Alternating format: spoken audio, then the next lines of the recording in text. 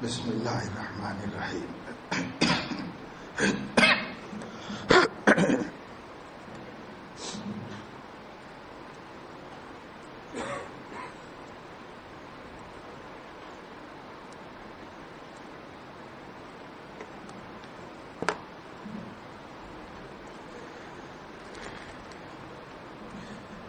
عشاء کی نماز پڑھ کر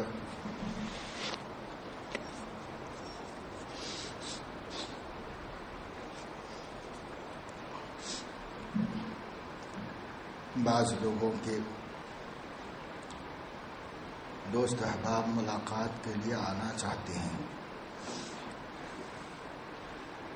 شہر میں رہنے والوں کے، حیدرآباد والوں کے، تو منع مت کرو، آنے دو، ضرور آ کے ملاقات کریں، لیکن انہیں یہ بتا دو کہ جو معمول ہے وہ معمول پورا کیا جائے گا، اس کے بعد آپ سے بات کی جائے گی، یہ بتا دو، اس لیے وہ بے چین نہیں رہتے، ورنہ آ کے وہ لوگ بے چین ہوتے ہیں کہ پتہ نہیں کب تک ٹھہرنا پڑے گا، تو پہلے سے ان کو بتاؤ۔ اور آنے والے ہمارے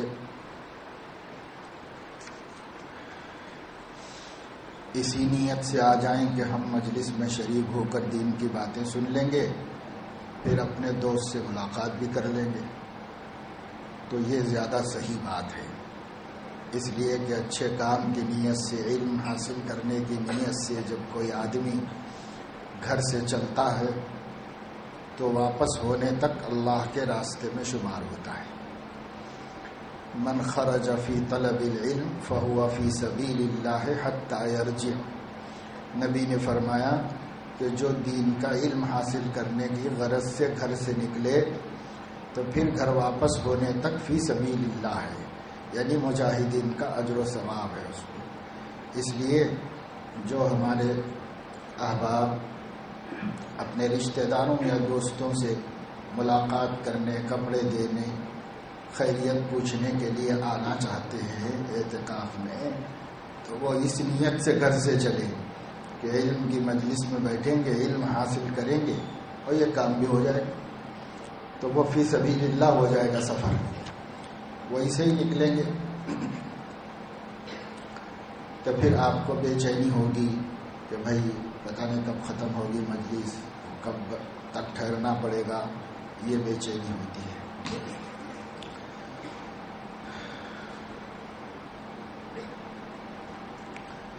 اور ایک چیز یہ ہے کہ جو لوگ 20 تاریخ کو مغرب تک یہاں پہنچ گئے تھے، صرف وہی لوگ سنت مؤکدہ کا اعتکاف کر رہے ہیں، جو سنت مؤکدہ عشرہ اخیرہ کا ہوتا، 10 دن کا نہیں بولتے اس کو، اس واسطے کہ 10 دن بھی ہو سکتے، 9 دن بھی ہو سکتے، تو اس کو 10 دن نہیں بولتے، عشرہ اخیرہ، عشرہ اخیرہ آخری اشراف، وہ اللہ کے نزدیک 9 ہوں گے بھی تو 10 ہی شمار ہوتے ہیں، 10 ہوں گے بھی تو 10 ہی شمار ہوتے ہیں، تو اس میں جو اعتکاف کرتے ہیں اس کو سنت مؤکدہ کہتے ہیں، یعنی وہ بہت ضروری تاکیدی سنت ہے، حضور کی پابندی سے کبھی حضور ناغہ نہیں کرتے تو اس کو سنت مؤکدہ کہتے ہیں، اس کا ثواب دوسری سنت سے زیادہ ہوتا ہے، نفل سے کہیں زیادہ ہوتا ہے، اور اس کے احکام و آداب بھی بہت ہیں۔ ایک تو یہ کہ 5 وقتہ نماز والی مسجد ہونی چاہیے، دوسرے یہ کہ مسجد سے بلا سخت ضرورت کے باہر نہیں نکل سکتے، تیسرے یہ کہ محض جمعے کی وجہ سے یا صفائی کی وجہ سے غسل نہیں کر سکتے، صرف واجب ہو جانے کی وجہ سے کر سکتے، اور اسی طریقے سے بلا ضرورت باہر نکل کر، ضرورت پر باہر نکل کر ضرورت سے زیادہ وقت لگا دیا، اس کی بھی اجازت نہیں ہے، اس سے بھی اعتکاف فاسد ہو جاتا ہے۔ تو اس طرح 10 دن کا جو اعتکاف ہے وہ بہت پابندیوں والا اعتکاف ہے، اور پابندیوں والا اعتکاف ہے تو اجر ثواب بھی اس کا اسی اعتبار سے ہے. جتنی زیادہ سختیاں رکھی اسلام نے اتنا ہی زیادہ اس کا ثواب بھی رکھا. اللہ کے نبی صلی اللہ علیہ وسلم نے فرمایا یہ جو اعتکاف ہے یہ جس شخص نے آداب کے مطابق پورا کر لیا تو یقینی طور پر اس کو شب قدر مل جاتی ہے، چاہے جس رات میں شب قدر تھی اس رات میں وہ سویا ہی کیوں نہ ہو، اس کے باوجود اس کو شب قدر مل جاتی ہے. اور ایک شب قدر کا پا جانا 80 برس سے زیادہ عبادت کرنے کا برابر رکھتا ہے. کون کر سکتا ہے وہ 80 برس دن رات عبادت؟ مگر شب قدر مل گئی تو اس سے بھی زیادہ ثواب ملے گا، کیونکہ خیر من الف شہر کہا گیا. 1000 مہینے کے برابر نہیں کہا گیا، 1000 مہینے سے بڑھ کر کہا گیا، اس سے بہتر کہا گیا. اس لیے یہ شرف مل جاتا ہے انسان کو. اسی طریقے سے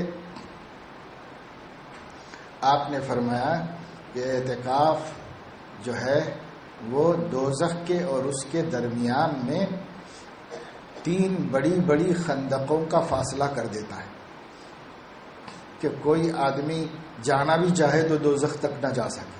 اتنا فاصلہ کر دیتا ہے معتکف کے اور دوزخ کے درمیان. تو بھائی یہ بڑے بڑے مقام اور بڑے بڑے مرتبے ہم کو ملیں گے تو بڑے مجاہدے کے بعد ملیں گے نا. تو اس لیے خوب جی لگا کر اہتمام سے لغو لیانی سے بچتے ہوئے کرے. تو میں یہ بتا رہا تھا کہ جو لوگ 20 رمضان کی مغرب تک یہاں پہنچ چکے تھے وہ سنت موقدہ اعتکاف میں ہیں. وہ اپنی حیثیت کو نہ بھولیں، ان کی پابندیاں سخت ہیں، اس کے مطابق رہیں. اس کے بعد جو لوگ آئے تو ان کے لیے انتظام رہنے کا بازو شیڈ میں کیا گیا ہے. وہاں پر سوئیں، آرام کریں، مجلس میں یہاں حاضر رہیں، معمولات میں سب میں شریک رہیں، لیکن جب سونے کا وقت ہو تو وہاں جا کر کے سو جائیں. اس واسطے کہ جو لوگ وقت پر پورے 10 دن کے لیے آئے تھے ان کے لیے جگہ نیچے اوپر کی کافی ہوتی ہے، اس میں بچتی نہیں جگہ. اس لیے جب دوسرے بھی آتے جائیں گے اسی میں گھستے جائیں گے، جو بھی آتے جائے گا اسی میں گھستے جائے گا، تو ظاہر ہے کہ تکلیف ہوگی اور نامناسب بھی ہے، تہذیب کے خلاف بھی ہے. تو اس وجہ سے جو لوگ بعد میں آئے ہیں یا اور آئندہ آئیں گے 2 دن کے لیے، 3 دن کے لیے، پھر اخیر میں شب قدر سے 2-3 دن کے لیے بہت سارے، تو سب کے لیے انتظام کیا گیا ہے. مگر وہ انتظام مسجد کے خارج میں ہے قیام کے واسطے، اور معمولات میں اعمال میں تو سب مسجد میں شریک رہیں. اس میں تو مسجد میں سب کو شریک رہنا ہی چاہیے. تو بتا دو اپنے ساتھیوں کو. بعض لوگ یہاں آ کر کے رہنے کے بعد کسی کو اچھا سمجھ میں آیا، اس وجہ سے اپنے دوستوں کو کسی کو اور کو خیر خواہی کر کے بلا لیا ہے انہوں نے کہ بھائی آپ لوگ بھی آ جاؤ، اچھا وقت گزر جائے گا. یا کسی کو یہاں آنے کے بعد اکیلا پن اور تنگی محسوس ہوئی تو کسی اور ساتھی کو بلا لیا کہ بھئی ایک اور رہے گا تو جی لگ جائے گا. تو کسی بھی طرح آئے ہوں جو بعد میں آئے ہیں وہ اپنے سونے کے لیے یہاں کے منتظم حضرات جگہ جہاں پر بتائے وہاں پر سوئیں، اور کھانا وانا کھانے میں اور اس میں سب میں جو ہے تمام معمولات میں شریک ہو سکتے ہیں. صرف سونے کے لیے جگہ کم پڑتی ہے، کیونکہ بیٹھنے کے لیے تو آدمی کو ایک بستر جتنی جگہ پہ بچھایا جاتا ہے اتنی جگہ پہ 3 آدمی بیٹھتے ہیں، لیکن جب ان کو سونا ہوگا تو 2 کو ہٹانا پڑے گا سونے کے واسطے. تو وہ 2 کہاں جائیں؟ ان کا انتظام ہے. اس لیے جو لوگ سنت موقدہ میں ہیں ان کی مجبوری یہ ہے کہ وہ باہر نہیں نکل سکتے. اس لیے جن لوگوں کا سنت موقدہ والا اعتکاف نہیں ہے وہ جا سکتے ہیں، تو وہ رہیں گے باہر. بازو شیڈ میں انتظام کیا گیا ہے، صفائی ستھرائی کا، فرش کا، جان مازوں کا، سب کا انتظام ہے. تو آرام وہاں کریں اور معمولات میں شریک رہیں. جو منتظم حضرات ہیں وہ بھی اس کا خیال رکھیں تاکہ جو لوگ مسجد سے نکل نہیں سکتے ان کو تنگی نہ ہو. ایک بات اور یہ بھی آپ لوگوں کے سامنے رکھنے کی ہے کہ اس میں ادھر دیکھو، وہ لوگ اپنا کام کرتے رہتے، وہ اتنا ضروری کام نہیں ہے جتنا ضروری میں بتا رہا ہوں۔ جو پہلے آ گئے انہوں نے اپنی جگہ پہلے سے بنا قبلے کی جانب سے بنانی شروع کی ہے، تو ان لوگوں سے بھی یہ بات بتانی ہے اور ان کو ذہن میں رکھنا چاہیے کہ وہ جگہ کا قبضہ آپ کے آرام کرنے کے وقت کے واسطے ہے، اور نماز پڑھنے کے وقت کے واسطے آپ کا قبضہ درست نہیں ہے۔ کوئی بھی آدمی جو پہلے آئے گا وہ صف اول میں بیٹھے گا، اس لیے اپنے اپنے قبضے رکھ کے یہاں نہیں جانا چاہیے نماز سے پہلے۔ اپنا قبضہ سوتے وقت میں بچھا لو، عشاء کی نماز کے بعد بچھا لو اور آپ کا قبضہ ہے، اور ایسے ہی صبح ذکر کے بعد آپ قبضہ کر لو۔ لیکن جب نماز کا وقت ہوگا اور آپ کو بھی صف اول ہی چاہیے تو آپ پہلے آ کے بیٹھ جائیے، اور اگر آپ پہلے نہیں آ سکتے، آپ کو کچھ دیر ہے، تو دوسرے کو محروم مت کیجیے، دوسرے کا حق ہے وہ آ کے بیٹھ جائے گا۔ جو الاول فالاول، جو پہلے آئے گا وہ پہلے بیٹھے گا۔ تو اس لیے صف اول میں اپنے اپنے رومالاں، چادراں، دستیاں رکھ کے مت جاؤ، اور اگر رکھ کے بھی جائیں گے تو جو ان سے پہلے آ گیا ہے وہ ہٹا کے بیٹھ جائے گا۔ ہاں، ایک صورت ہے وہ یہ کہ آ کے بیٹھ گیا، اس کے بعد اس کو کچھ تھوکنے کی، ناک صاف کرنے کی کوئی ایسی ضرورت پیش آئی تو وہ دستی رکھ کے جا سکتا ہے، وہ اس کا حق ہے، کیونکہ وہ آ کے بیٹھ گیا نماز کے واسطے، اس لیے وہ اس کا حق ہے، وہ بیٹھ کے وہ رکھ کے جا سکتا ہے، بازو والے کو بول کے جا سکتا ہے میں ابھی آ رہا ہوں، میری جگہ رکھو۔ لیکن ابھی تیار ہو کے نہیں آیا ہے، دوسرا تیار ہو کے آ گیا ہے وضو بنا کے، تو وہ بیٹھے گا، اس کا حق ہے۔ اس کا خیال دھیان رکھنا چاہیے۔ ایک دفعہ دارالعلوم دیوبند کی مسجد چھتہ میں ہم لوگ گئے، اس وقت حضرت مفتی محمود حسن صاحب گنگوہی فقیہ العصر موجود تھے، اور وہ مسجد کے حجرے میں ہی رہتے تھے، بہت ضعیف تھے، بڑے اللہ والے بزرگ گزرے ہیں۔ وہ مسجد میں کسی نے ان کی جگہ صف اول میں رکھی ہوئی تھی، لیکن ان کے آنے تک صفیں بننا شروع ہو گئی تھی، تو ایک صاحب ہٹا رہے تھے لوگوں کو اسے جگہ بنانے کے واسطے، تو حضرت مفتی صاحب وہیں کھڑے ہو گئے، وہ سختی سے منع کیا کہ نہیں، میں یہیں کھولوں گا، جو آ چکا ہے پہلے وہ آ چکا ہے، اس کا حق شریعت نے دیا ہے، پھر یہ کس کے لیے؟ تو یہ ہے، تو اس لیے ان چیزوں کا خیال رکھنا چاہیے۔ یہ سب چیزیں اصل میں سیکھنے کی ہیں۔ پہلے زمانے میں ماں باپ اپنے بچوں کو ہر بات سکھاتے تھے، مسجد کا ادب، درس کا ادب، درسگاہوں کا ادب، دین کی مجلسوں کا ادب، علماء اور بزرگوں کا ادب، بڑی عمر والوں کا ادب، سب ماں باپ سکھاتے تھے۔ لیکن اس زمانے میں ماں باپ تو کچھ سکھاتے وکھاتے نہیں، صرف کماتے ہیں، پالتے ہیں، بس سکھاتے کچھ بھی نہیں ہے اپنی اولاد۔ اس لیے اس وجہ سے بہت باتیں ہمارے بچوں کو بالکل نہیں معلوم، نوجوان ہو جاتے ہیں، بہت ضروری باتیں نہیں معلوم، ان کے دل اچھے ہیں، نیتیں اچھی ہیں، لیکن معلومات نہیں ہے اسلام کی، دین کی معلومات نہیں۔ جیسے جیسے معلومات ہوتی جائیں گی تو جن کے دل اچھے ہیں وہ اس کی قدر کرتے جائیں گے، عمل کرتے چلے جائیں گے۔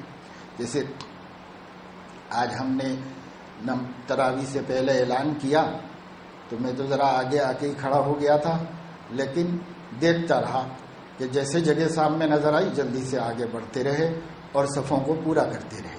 کل تک نہیں کر رہے تھے، بہت بلانے سے بھی ادھر چلے جا رہے تھے، لیکن اب آج نہیں کیا، ماشاءاللہ سامنے جگہ ملتے ہی آگے بڑھ گئے۔ تو معلوم ہوا کہ قلوب اچھے ہیں، دل صاف ستھرے ہیں، لیکن معلومات نہیں ہے، اس کو بری بات نہیں سمجھتے۔ جب بتایا گیا کہ یہ بری بات ہے تو عمل کرنا شروع کر دیا۔ اسی لیے تو علم کی ضرورت ہے۔ پوچھا گیا کہ علم، رسول اللہ صلی اللہ علیہ وسلم سے پوچھا گیا کہ سب سے افضل عمل کون سا ہے، تو آپ نے فرمایا العلم۔ تو سائل نے پوچھا کہ میں آپ سے علم نہیں پوچھ رہا ہوں، میں آپ سے عمل کے بارے میں پوچھ رہا ہوں۔ تو فرمایا وَأَيُّ الْأَعْمَالِ أَفْضَلُ مِنَ الْعِلْمِ، علم حاصل کرنے سے افضل کون سا عمل ہو سکتا ہے؟ سب سے بڑا عمل تو علم حاصل کرنا ہے۔ تو جب علم حاصل کرنا کیوں بڑا عمل ہے؟ اس لیے کہ علم آئے گا تو عمل صحیح ہوگا، علم نہیں آئے گا تو عمل کریں گے بھی تو غلط ہو جائے گا۔ اس لیے عمل صحیح ہونے کے لیے علم کی ضرورت ہے، اور علم کے لیے علماء کی ضرورت ہے۔ اس واسطے ہمیشہ اپنے کو علماء سے جوڑے رکھنا چاہیے، اسی سے انسان کو صحیح علم حاصل ہوتا ہے۔ بس آج تو بھائی یہ حلق میں خراش کی وجہ سے کام مشکل سے چل رہا ہے، مگر بہرحال چلانا ہے۔ گاڑی کو 280 ڈبے ہیں، 280 ڈبوں کو کھینچنے کا ہے، جیسا بھی ہے ویسا کھینچنا ہے جی۔ تو اب آپ لوگوں کو بہرحال لے کے چلنا ہے تو لے کے چل رہے ہیں۔ آج سنائیں گے ہم آپ کو، اس لیے کہ بیان کرنے کی طاقت نہیں ہے، سنائیں گے سب حدیث نبی کریم صلی اللہ علیہ وسلم کی، اور یہ ایسی حدیثیں ہیں جس میں وہ گناہ بتائے گئے ہیں جس پر اللہ کے نبی نے لعنت فرمائی۔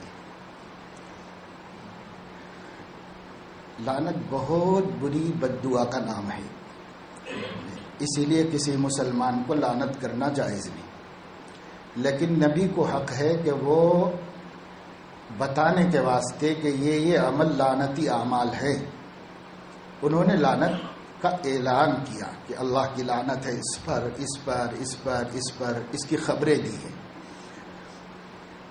لیکن کسی مسلمان پر لعنت کرنا جائز نہیں، بالاجماع امت کا اس پر اجماع ہے کہ لعنت کرنا جائز نہیں، کیونکہ لعنت بہت بری بد دعا کا نام ہے، اللہ کی رحمت سے دور کر دینے والی چیز ہے۔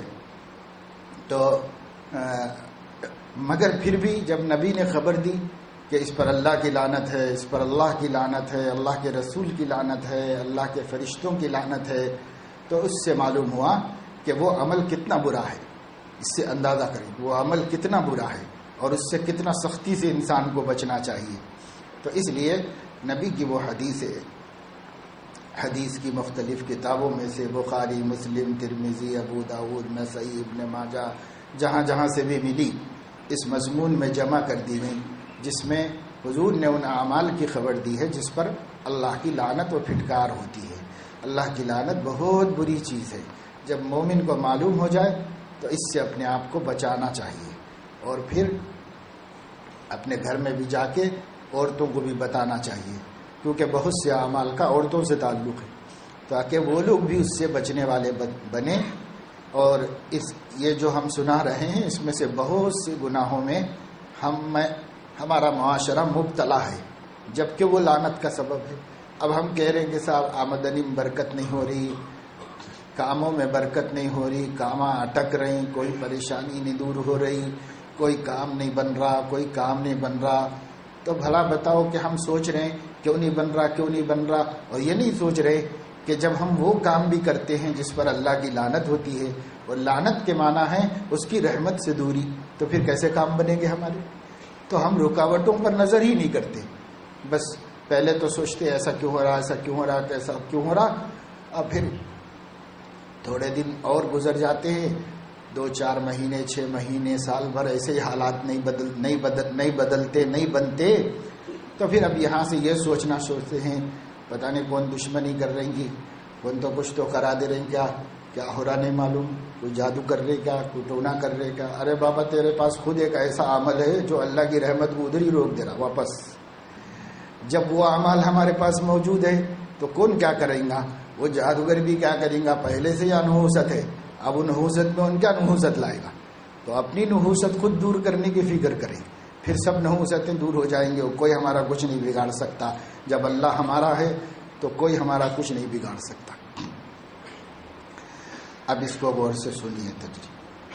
لعنت عربی زبان کا لفظ ہے جو مذمت اور برائی کے معنی دیتا ہے۔ اصطلاحی طور پر اگر یہ لفظ اللہ تعالیٰ کی طرف سے بولا جائے تو اس کی رحمت سے دور کیے جانے کے معنی دیتا ہے، یعنی جب کہا جائے جیسے قرآن میں ہے لعنت اللہ علی الظالمین، لعنت اللہ علی الکاذبین، لعنت اللہ علی الکافرین، تو یہ جو اللہ کی طرف سے بولا جائے گا تو اس کی رحمت سے دوری کے معنی دی جائیں گے، اللہ نے ان کو اپنی رحمت سے دور کر دیا ہے، یہ معنی دیں گے۔ اور بندے کی طرف سے بولا جائے تو اسی کی دعا کے معنی میں لیا جاتا ہے، یعنی بندہ کہے فلاں پر اللہ کی لعنت، تو یہ بد دعا کے معنی میں لیا جاتا ہے۔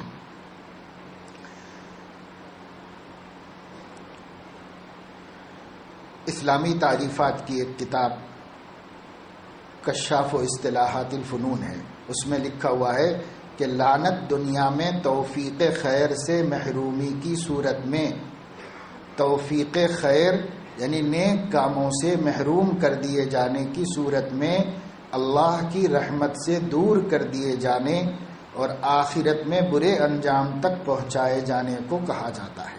لعنت کے معنی ہے، مگر یہ کفار کے حق میں ہے۔ جہاں تک مومنین کا معاملہ ہے تو ان کے حق میں لعنت نیکوکاری اور پرہیزگاری کے مرتبے سے گرا دیے جانے کا نام ہے۔ جہاں تک کسی مسلمان کے حق میں لعنت کرنے کے جواز کا معاملہ ہے تو اس کا مسئلہ یہ ہے کہ متعین طور پر کسی مسلمان پر لعنت کرنا بالاتفاق ناجائز ہے، اور بلا تعین بری عادت کے مرتکبین پر لعنت کرنا بالاتفاق جائز ہے۔ یعنی ایسے کوئی کہے مثلا کہ بھائی جھوٹوں پر اللہ کی لعنت، تو ایسا تو جائز ہے، لیکن زید پر، عمر پر، بکر پر، فلاں پر یہ کسی لعنت یہ جائز نہیں ہے۔ بہت بڑا گناہ ہے، اگر کوئی کسی مسلمان کو لعنت کرے تو بہت بڑا گناہ ہے۔ بہرحال وہ اعمال جن کے مرتکبین پر رسول اللہ صلی اللہ علیہ وسلم نے لعنت فرمائی ہے انتہائی مذموم، اور ان کے مرتکبین بد نصیب اور رحمت الہی سے دور ہے۔ اس لیے ایسی تمام عادات و صفات سے باخبر رہنا، ان سے اپنے کو محفوظ رکھنے اور لعنت رسول کے برے انجام سے بچنے کے لیے نہایت ضروری ہے۔ چونکہ ان میں سے بہت سی صفات آج امت مسلمہ میں ہر طرف رائج ہو چکی ہیں، حد یہ ہے کہ ان کے مذموم اور قابل لعنت ہونے کا احساس بھی ختم ہو چکا ہے۔ اس لیے احادیث شریفہ کی روشنی میں ایسے اعمال ذیل میں درج کیے جا رہے ہیں جن پر رسول اللہ صلی اللہ علیہ وسلم نے لعنت فرمائی ہے۔ رسول اللہ صلی اللہ علیہ وسلم کا جب بھی نام کسی مجلس کے اندر آئے تو پہلی دفعہ درود شریف سب سننے والوں پر واجب ہے، پہلی دفعہ واجب ہے، اور اس کے بعد آپ کی محبت کا تقاضا ہے کہ ہر دفعہ درود شریف پڑھے آدمی۔ جب بھی آپ کا ذکر آئے تو زبان سے صلی اللہ علیہ وسلم سب کو کہنا چاہیے، سب سننے والوں کو کہنا چاہیے۔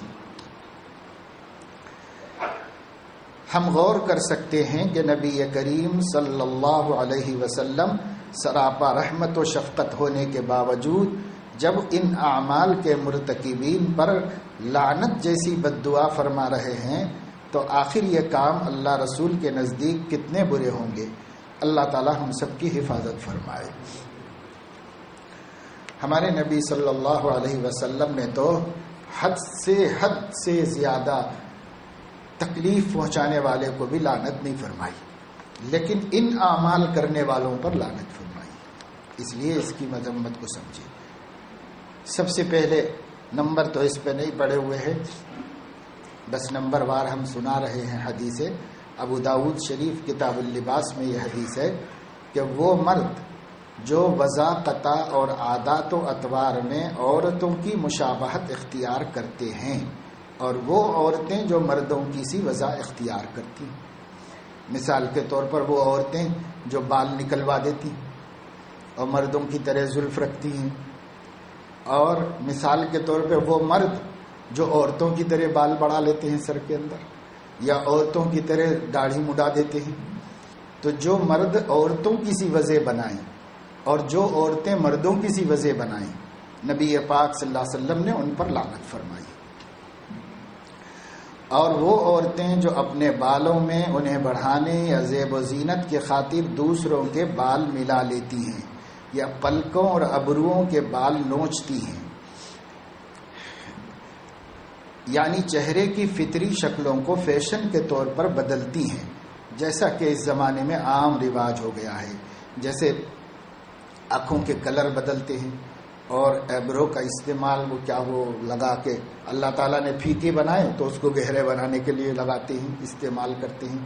اور اسی طرح عورتیں طرح طرح کی بیوٹی پارلرز میں جا کے نت نئے قسم کی حرکتیں کرتی ہیں، یہ سب اللہ تعالیٰ کی تخلیق کو بدلنے کی کوشش قرار دی گئی ہے.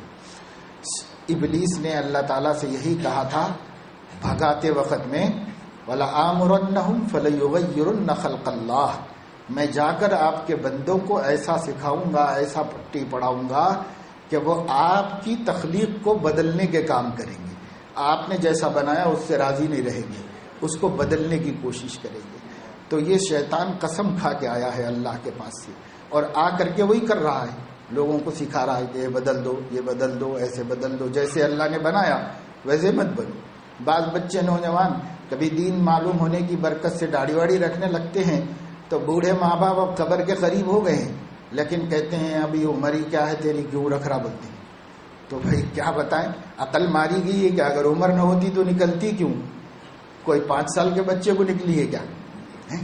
بالغ ہونے کے بعد ہی نکلی ہے. ماشاءاللہ یہ تو علامت ہے. اطباء کہتے ہیں کہ داڑھی کی اس کو نہیں نکلتی جس کا قوت مردمی کم ہوتی ہے، اس کو نہیں نکلتی داڑھی. تو جس مرد کو نکلی ہے یہ تو علامت ہے، خوشخبری ہے کہ ماشاءاللہ مرد ہے، اس کی خوشخبری ہے. تو اس خوشخبری کو کیوں مٹا رہے ہوں گے؟ مگر اماں بولتی ہے ابھی تیری کیا عمر ہو گئی بول کے داڑھی رکھنے. تو کب رکھنا؟ ملک الموت آنے کے بعد رکھنا، کیا کب رکھنا داڑھی؟ یہ سب جہالت کی باتیں ہیں، دین نہیں معلوم، نبی سے محبت نہیں، نبی کی باتوں کا علم نہیں، اس وجہ سے ایسا کہتے ہیں. یہ حدیث جو میں نے آپ کو سنائی بالوں کے بدلنے اور بالوں میں بال ملا کے بڑے کرنے، بڑے بڑے چونڈے بنانے کرنے کا پر جو لعنت فرمائی گئی ہے، یہ حدیث بخاری شریف میں ہے. وہ عورتیں جو میت پر بین کر کے یعنی بول بول کے روتی اور مصیبت میں گریبان پھاڑتی اور دوپٹے اتار دیتی اور سر منڈوا لیتی ہیں. ہندوستان میں ہندو لوگ منڈا لیتے ہیں، مسلمان عورتیں سر تو نہیں منڈاتی میت پر، لیکن وہ پردے کا خیال نہیں کرتی. ایسا رونا دھونا، چلانا چلانا، پلانا، ایسے تھے نو ویسے تھے، ایسے تھے ویسے تھے، بول بول کے رونا، اسی کو بین کرنا کہتے ہیں. یہ نہیں، حدیث میں آیا ہے کہ اس سے میت کو تکلیف ہوتی ہے، میت کو تکلیف ہوتی ہے. ایک حدیث میں ہے کہ میت پر عذاب ہوتا ہے، جب اس کے گھر کی عورتیں بین کرتی ہیں تو میت پر عذاب ہوتا ہے. اور اس کی شرح میں شارحین حدیث نے فرمایا کہ میت اگر منع کرتا تھا تو نہیں ہوگا اس کو عذاب، لیکن میت اگر منع نہیں کرتا تھا تو اس کو عذاب ہوگا. جب اس کے بعد اس کے لوگ ایسا کریں گے تو اس کو عذاب ہوگا. اس لیے رونا منع نہیں ہے میت پر، رونا تو فطری چیز ہے، رونے کی اجازت ہے. نبی کو بھی رونا آیا اپنے بیٹے کے انتقال پر اور اپنے نواسے کے انتقال پر، نبی کو بھی رونا آیا. لیکن رونے کے ساتھ ساتھ زبان سے بکواس کرنا، اللہ کی شان میں گستاخیاں کرنا، تقدیر پر ناراضگی کا اظہار کرنا، جو جاہل عورتوں کا طریقہ ہے، ان پر لعنت فرمائی گئی ہے. اور عرب میں بعض عورتیں ہوتی تھیں جو کرائے پر ملتی تھی رونے رولانے کے واسطے. تو جب گھر میں کوئی مر جاتا تو ان کو کرائے پہ بلاتی تھی، تو وہ خود بھی رونے کی ایکٹنگ کرتی تھی، دوسروں کو بھی رلاتی تھی. تو ایسے ان لوگوں پر بھی لعنت فرمائی گئی. یہ ابو داؤد شریف میں ہے روایت.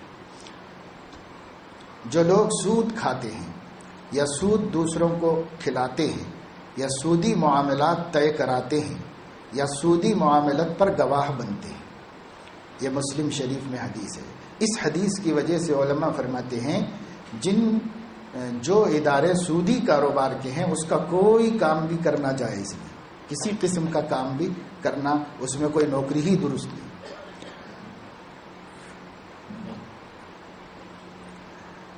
یہ حدیث مسلم شریف میں ہے. جو لوگ جاندار کی تصویریں بناتے ہیں ان پر بھی لعنت فرمائی گئی ہے اور انہیں قیامت کے دن شدید ترین عذاب میں مبتلا ہونے کی خبر دی گئی ہے. یہ حدیث بخاری شریف میں ہے. جو لوگ اپنے ماں باپ پر لعنت کرتے ہیں ان پر بھی لعنت کی گئی. ماں باپ پر ان کی لعنت تو نہیں جائے گی، اس لیے کہ حدیث میں ہے کہ جب کوئی کسی معین شخص پر لعنت کرتا ہے یا کسی بھی مخلوق پر لعنت کرتا ہے تو وہ لعنت اس کے پاس جاتی ہے اور جب وہ اس کو اس کا مستحق نہیں پاتی تو واپس کرنے والے پر آ کے پڑتی ہے۔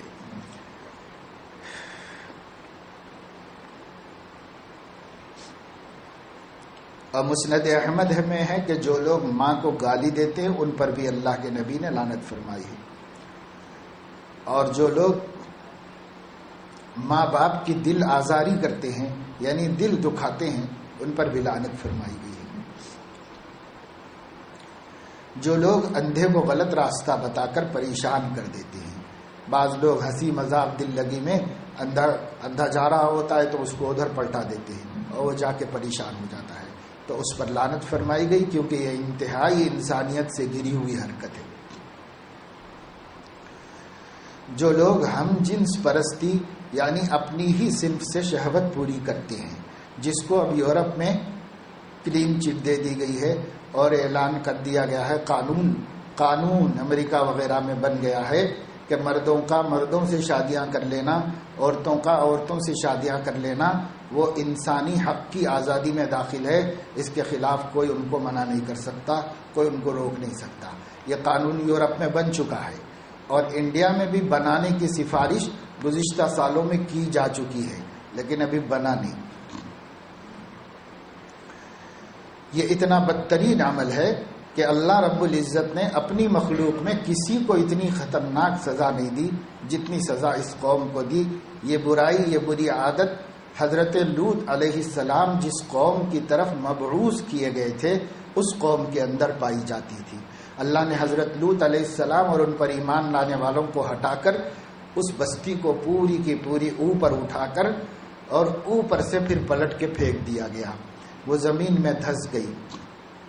وہ بستی اردن میں ہے اور اب بھی ہے، لیکن وہ سمندر میں شامل ہو گئی، کیونکہ وہ جب دھس گئی زمین میں تو سمندر اس طرف آ گیا، پانی اس طرف میں آ گیا ہے، اور جس جگہ یہ بستی دھسی ہے اور پانی سمندر کا ادھر آ گیا ہے تو ان پر اللہ تعالیٰ کا عذاب اس وقت بھی تھا اور آج تک بھی جاری ہے۔ اس وجہ سے اتنے حصے کے پانی کا حال یہ ہے کہ اس میں آنے والی ہر مخلوق ہلاک ہو جاتی ہے، مر جاتی ہے، اس لیے اس کو بحر المیت یا کیا کہتے ہیں، ڈیڈ سی کہتے ہیں۔ اور بڑے افسوس کی بات حضرت مفتی شفیع صاحب رحمۃ اللہ علیہ نے لکھا کہ جس جگہ کو اللہ تعالیٰ نے قیامت تک کے لیے عبرت بنایا تھا، اردن کی حکومت نے اس جگہ کو تفریح کی جگہ بنا دیا ہے۔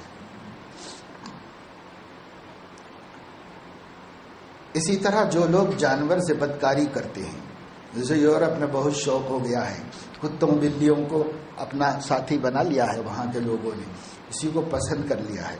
چند برس پہلے وہیں کے ایک اخبار نے سروے کیا تھا اور اس سروے میں یہ سوال کیا تھا، عورتوں کو بھیجا تھا میسج، اور یہ سوال کیا تھا کہ آپ کو کتے سے زیادہ پیار ہے یا شوہر سے زیادہ پیار ہے؟ یہ میسج بھیجا تھا، جواب طلب کیا تھا سروے کرنے والے نے، تو اس نے سروے رپورٹ جو اس کا ریزلٹ آیا وہ شائع کیا تھا، اخباروں میں باقاعدہ طور پہ چھپا۔ وہ یہ کہ 65% عورتوں نے کہا کہ کتوں سے زیادہ پیار ہے شوہر کے مقابلے میں، یعنی، اور کچھ عورتوں نے کہا دونوں سے برابر ہے، کچھ عورتوں نے کہا شوہر سے زیادہ ہے۔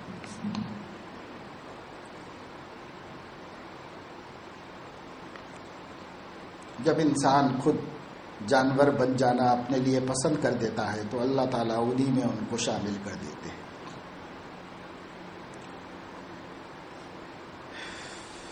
اسی طریقے سے لعنت فرمائی گئی ہے اس شوہر پر جو بیوی سے ناپاکی کے زمانے میں جماع کرے، اس پر بھی لعنت کی گئی ہے۔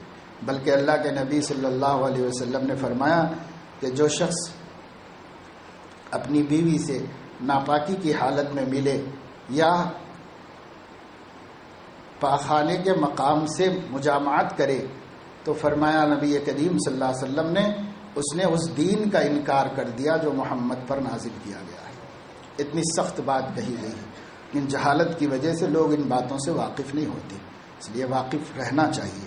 ہر بری بات جس سے روکا گیا ہے اس سے واقف رہنا چاہیے تاکہ آدمی پہلے ہی سے بچنے والا بن جائے اس سے۔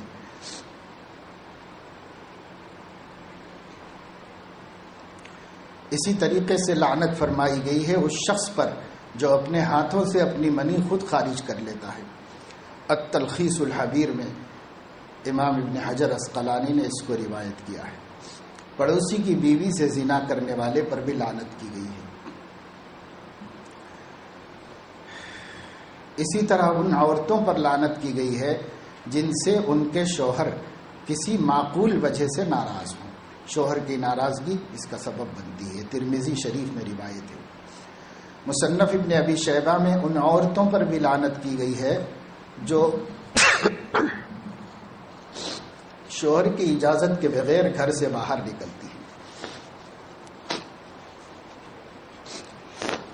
اللہ کے نبی صلی اللہ علیہ وسلم نے فرمایا جو عورت اپنے شوہر کی اجازت کے بغیر گھر سے باہر جاتی ہے تو جب تک وہ واپس آتی ہے راستے کا ہر اینٹ کا روڑا، ہر پتھر، ہر پتا اس کے اوپر لعنت کرتا ہے۔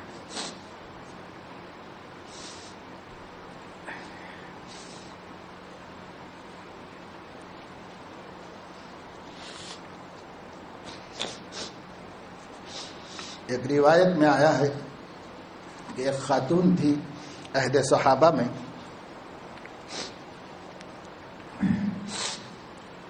ان کے شوہر سفر میں گئے تو یہ تاکید کر کے گئے کہ گھر ہی میں رہنا، ادھر ادھر نہ جانا۔ اور وہ سفر میں جانے کے بعد ان کے والد کی طبیعت ناساز ہوئی تو انہوں نے حضرت عائشہ رضی اللہ تعالیٰ عنہا کے ذریعے سے حضور صلی اللہ علیہ وسلم سے اجازت طلب کی۔ آپ نے فرمایا کہ جب شوہر نے منع کیا ہے تو گھر ہی میں رہو۔ پھر ان کو اطلاع ملی کہ ان کے والد کا انتقال ہو گیا ہے، لیکن انہوں نے اپنے شوہر کے منع کرنے کی وجہ سے اپنے گھر ہی میں رہنے کو ترجیح دی اور گئی نہیں۔ شوہر تو دور گئے تھے، ٹیلی فون وغیرہ تو تھا نہیں اس زمانے میں۔ جب آپ کو اس کی خبر ہوئی تو اللہ تعالیٰ نے فرمایا کہ اس عورت کے شوہر کا احترام کرنے کی وجہ سے اللہ نے اس کے باپ کی مغفرت فرما دی۔ اس لیے شوہر کا بہت احترام ہے، لیکن شوہروں کو بھی چاہیے کہ ظلم کے احکامات نہ دیں۔ آج کل تو بالکل پتھر کلیجہ شوہر ہیں، ذرا انسانیت نہیں ہے، ظلم کے احکامات نہ دیں۔ وہ تو ایک بات تھی کہ بیچارے نے معمول خالی ذہن کہہ دیا تھا کہ کہیں مت جاؤ، گھر میں رہو، لیکن ظلمن نہیں کہا تھا اس نے۔ اس کو کیا پتا تھا کہ اتنا بڑا حادثہ پیش آئے گا، اس کو اندازہ نہیں تھا۔ اور شاید اگر یہ چلی بھی جاتی اور وہ آنے کے بعد پتہ چلتا تو ناراض بھی نہ ہوتے۔ جہاں ایک دفعہ میں نے بیان کیا تھا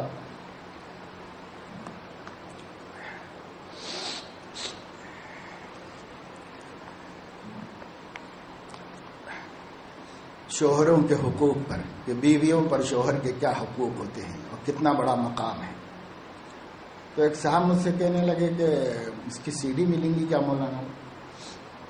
تو میں نے کہا کہ بھائی سی ڈی تو یہ لوگوں سے پوچھو جو انتظام کرتے ہیں، ان لوگوں سے پوچھ لو، یہاں کی بات نہیں ہے، دوسرے علاقے۔ وہاں جو منتظم تھے انہوں نے پوچھنے پر معلوم ہوا کہ انہوں نے ٹیپ کیا ہے، وہ سی ڈی بنا کے دے دیں گے، تو ان کو مل گئی ہوگی نہیں مل گئی ہوگی وہ بات کی بات ہے۔ لیکن اس کے 1-1.5 مہینے کے بعد ان کے بیٹے سے، داماد سے ملاقات ہوئی۔ وہ لوگ ملاقات کرنے کے لیے آئے اور مشورہ کرنے کے لیے آئے، تو وہ انہی صاحب کے داماد اور بیٹا تھا۔ ان لوگوں نے آ کر جو مشورہ کیا، اس مشورے سے اندازہ ہوا کہ یہ شخص جو ہے اپنی بیوی پر اس قدر زیادہ ظالم ہے کہ اس کے پڑوس کے لوگ بھی حیران و پریشان ہیں، غیر مسلم تک اس شخص کی اس حرکت سے نالاں و ناراض ہیں، مگر وہ ظالم جو ہے وہ بیوی کچھ حقوق بتانے کے واسطے سی ڈی لے گیا، اپنے حقوق، بیوی کے حقوق اپنے اوپر کیا ہے اس کو جاننے کی فکر نہیں اس کو. تو دو طرفہ بات ہے بھائی. حضرت عمر رضی اللہ تعالیٰ عنہ کے پاس جب ایک باپ نے شکایت کی تھی تو وہ سیدھا سادہ بچہ تھا بدو، اس نے حضرت عمر نے طلب کیا تو آ کر کہا کہ ہاں یہ تو غلطی میرے سے ہوتی ہے والد کی شان میں، لیکن میں آپ سے یہ پوچھنا چاہتا ہوں کہ کیا صرف بچوں ہی پر باپ کے حق ہیں یا باپ پر بھی کچھ بچوں کے حق ہیں؟ پھر حضرت عمر نے بتایا کہ بھائی بچوں کے بھی باپ پر حق ہیں، اور پھر دونوں کو تنبیہ فرمائی کہ بھائی تم بھی حق ادا کرو اور تم بھی حق ادا کرو. اسی طرح شوہر بیوی دونوں ایک دوسرے کے حقوق معلوم کر کے ادا کریں. بہرحال جو عورت شوہر کی ناراض رکھتی ہے اور شوہر کی اجازت کے بغیر گھر سے چلی جاتی ہے اور اس کی کوئی پرواہ نہیں کرتی، اس کے حکم کو اہمیت نہیں دیتی، اس پر لعنت فرمائی گئی. تفصیلات علماء سے معلوم کر لو.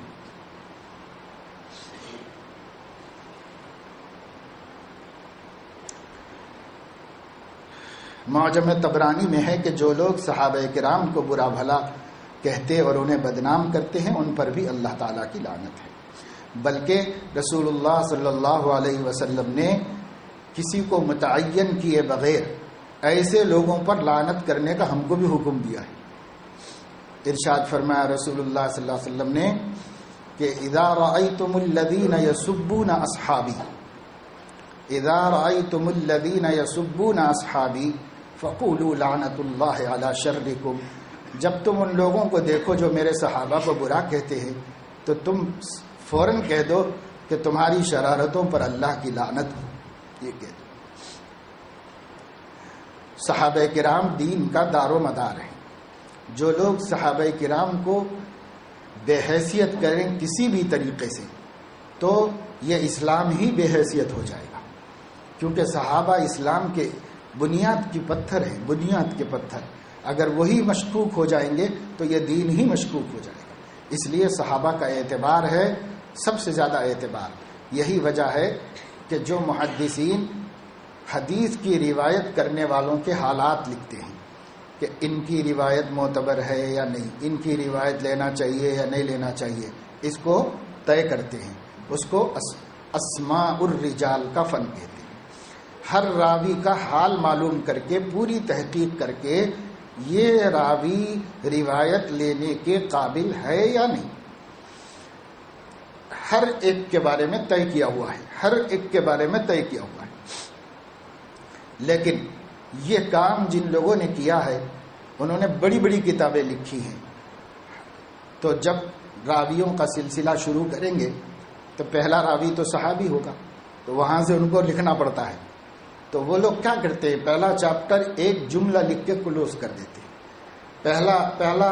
پہلا چیپٹر صحابہ کا ہے، پھر تابعی آتا ہے، پہلا ایک ہی جملے میں ختم. الصحابۃ کلھم عدول، تمام صحابہ عادل ہیں، تمام صحابہ کی روایات سچی ہیں، بس ختم. اب اس کے آگے سے ہر ایک کا حال لکھتے ہیں، ہر ایک کی روایت کے بارے میں لکھتے ہیں. لیکن صحابی کے بارے میں دنیا کا کوئی محدث تبصرہ نہیں کر سکتا. اگر کرے گا تو وہ خود غیر معتبر ہو جائے گا، اس کا خود اعتبار ختم ہو جائے گا. اس لیے صحابہ کرام بہت بلند ترین مقام پر ہیں. جس کو بھی دیکھو کہ اس کے عقیدوں میں، اس کے خیالات میں حضرات صحابہ کرام کے بارے میں شک شبہ پایا جاتا ہے، یا وہ ایک یا چند صحابہ کے بارے میں غلط نظریہ رکھتا ہے اور اس کا صحابی ہونا ثابت ہے، تو اس شخص کے گمراہ ہونے میں شک کرنے کی ضرورت نہیں. وہ گمراہ ہے، چاہے کتنا بڑا عالم ہو، کتنا ہی بڑا عالم ہو، وہ گمراہ ہے، اس کا کوئی اعتبار نہیں.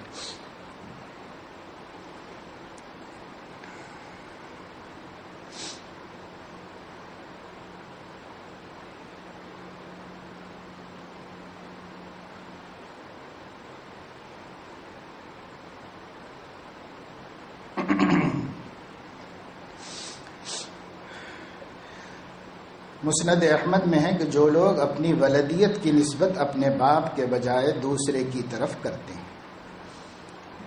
اور ایسا اس وقت ہوتا ہے جب کہ کسی کو گود لے لیتے ہیں، اولاد نہیں ہوتی تو کسی اور کے بچوں کو لے لیتے ہیں، یا بیٹا نہیں ہوتا تو لے لیتے ہیں، یا بیٹی نہیں ہوتی تو کسی رشتہ دار سے لے لیتے ہیں. تو اس وقت میں وہ بچے چونکہ چھوٹے سے پالے ہوئے ہوتے ہیں ان کے پاس، تو وہ لوگ اپنی اولاد ہی کی طرح ان کو سمجھتے ہیں، اور یہ بچے بھی ان کو اپنے ماں باپ کہتے ہیں، لیکن شرعاً ان کو ماں باپ کہنا جائز نہیں۔ ماں باپ کی طرح ان سے سلوک تو کر سکتے ہیں، ان کی خدمت کریں کہ انہوں نے پالا ہے، بڑا کیا ہے، خدمت کی، اس لیے اب ان کے بڑھاپے کا سہارا بنیں، ان کی خدمت کریں، ان کے اوپر شفقت کریں، یہ سب ہونا چاہیے۔ اور ان کو بھی اپنے بچوں کی طرح ان سے پیار کرنا چاہیے، محبت کرنا چاہیے۔ اور یوں شفقت و محبت کے طور پر بیٹا کہنا، بیٹی کہنے میں بھی کوئی حرج نہیں، لیکن باپ کا نام کا جہاں ذکر آئے گا تو جو حقیقی باپ ہے، جس کے نطفے سے وہ پیدا ہوا ہے، اسی کا نام لکھنا واجب ہے، دوسرا نام کہنا حرام ہے۔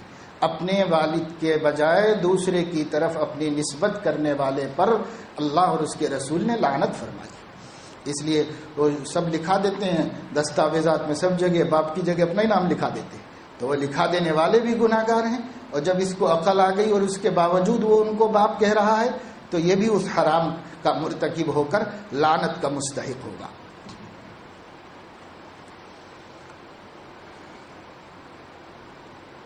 ابو داؤد شریف میں جو لوگ شراب پیتے ہیں یا شراب دوسروں کو پلاتے ہیں یا شراب کی خرید و فروخت کرتے ہیں یا شراب اٹھا کر کسی کو دیتے ہیں پیالہ، ان سب پر لعنت فرمائی گئی ہے۔ اسی وجہ سے آبکاری کے محکمے میں کسی بھی قسم کی ملازمت کو فقہا نے حرام قرار دیا ہے، یعنی شراب کے محکمے میں کسی بھی قسم کی نوکری جائز نہیں، حتیٰ کہ اس کی چوکیداری بھی جائز نہیں۔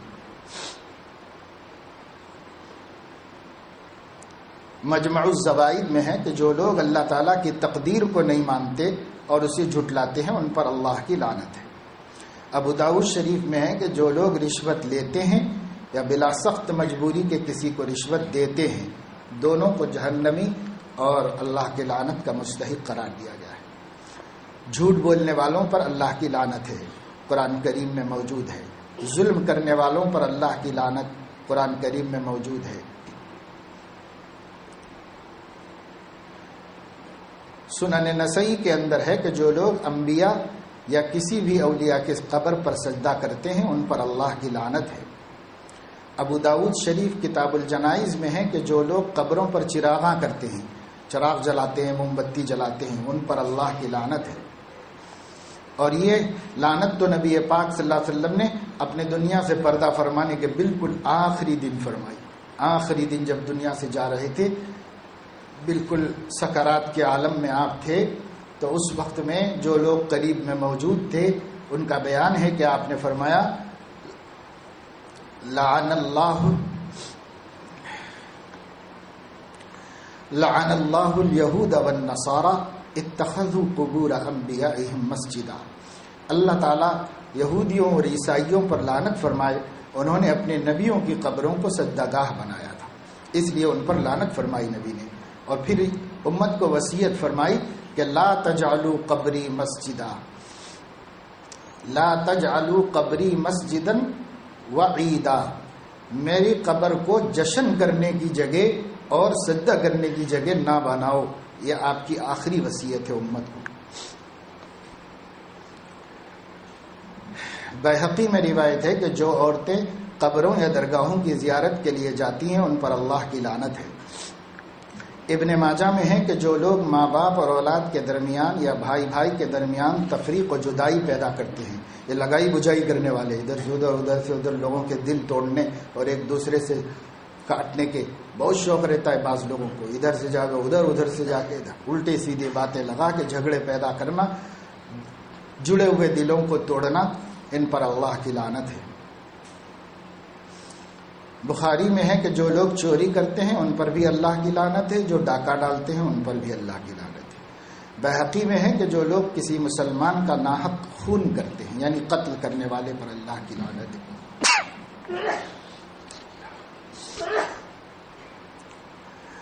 جو لوگ مالداروں کی محض ان کی مالداری کی وجہ سے چاپلوسی کرتے پھرتے ہیں، آج کل دیکھو یہ مرض بہت ہے، یہ مرض دینداروں میں بہت آگے کہ مالداروں کے پیچھے ائمہ، حفاظ، مؤذنین، دین کی خدمت کرنے والے، پیسے والوں کی چاپلوسی، سب نہیں کرتے مگر کرتے ہیں غربت کی وجہ سے. وہ سوچتے ہیں کہ صاحب ان کو ذرا بڑھائے چڑھائیں گے تو کچھ ہماری مہربانی.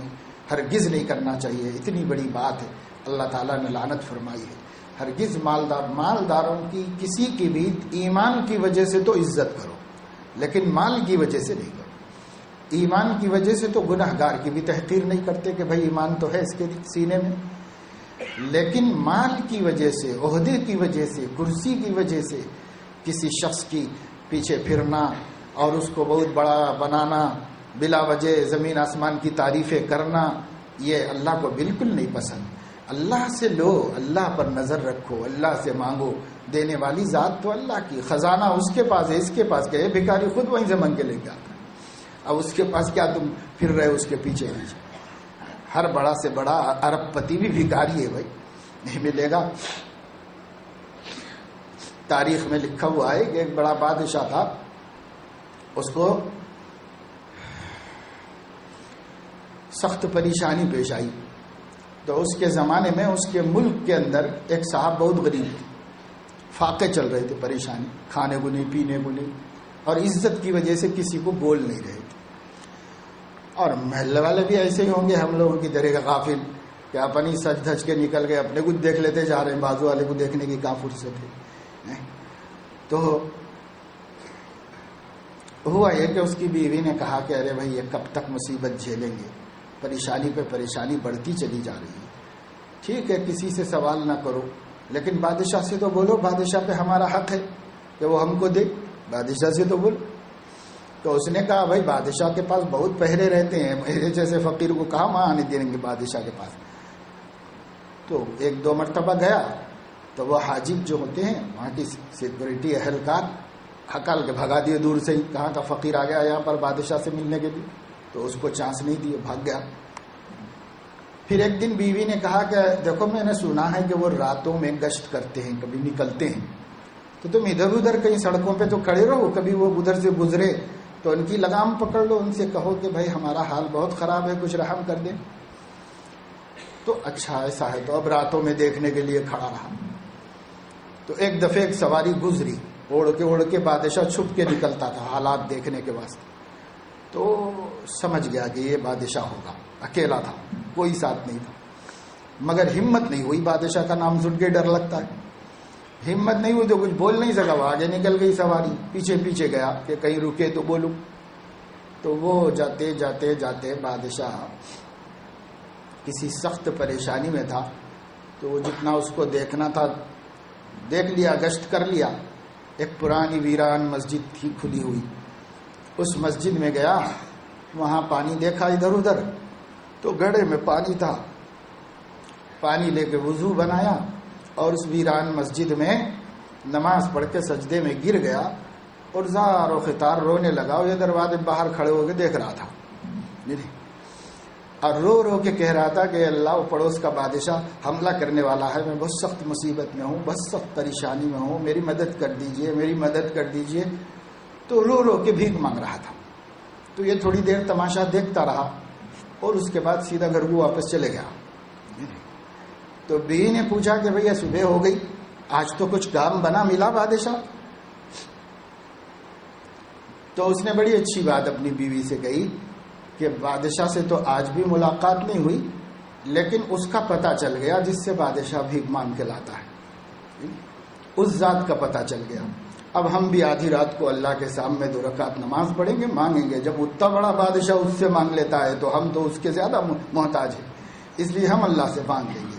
پھر اس نے کچھ ایسے دل سے یقین سے اللہ سے مانگا کہ اسی دن اللہ رب العزت نے ایسے سخی کو بھیج دیا جس نے اس کے گھر کے اوپر دولت کی بارش کر دی.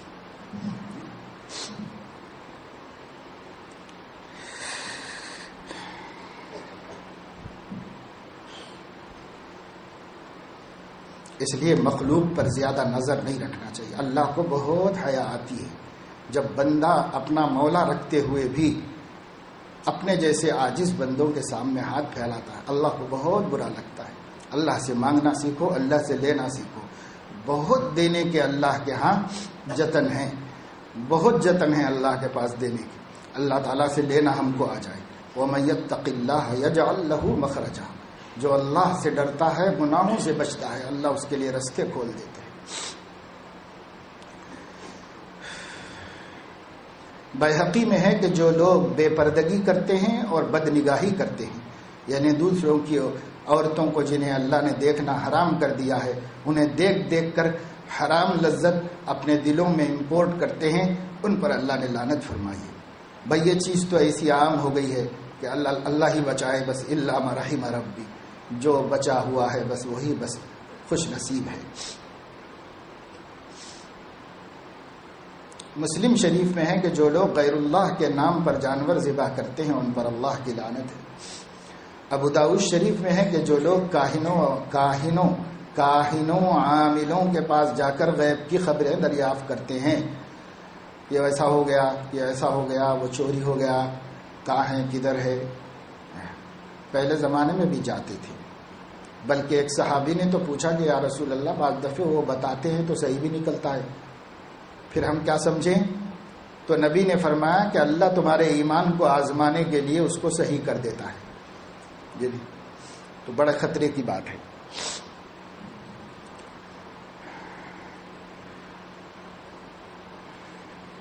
ان روایات کے علاوہ کتاب اللہ میں کمی بیشی کرنے والوں، حرم شریف میں خوریزی کرنے والوں، علم دین کو بلا ضرورت چھپانے والوں، اپنی ماں یا بیٹی سے بدکاری کرنے والوں، راستوں پر سایہ حاصل کرنے کی جگہوں پر پیشاب پخانہ کرنے والوں اور کسی مسلمان کی طرف دھاردار چیز سے اشارہ کرنے والوں پر بھی احادیث شریفہ میں لعنت فرمائی گئی ہے۔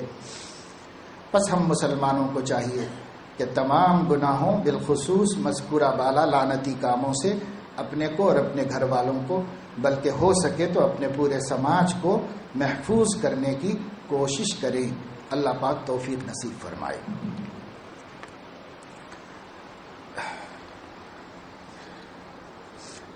اچھا، یہ تو دیر سے دیکھا، وہاں پیچھے جگہ کم ہو رہی ہے، لوگ آگے بڑھے تو آگے بھی نہیں ہے جگہ۔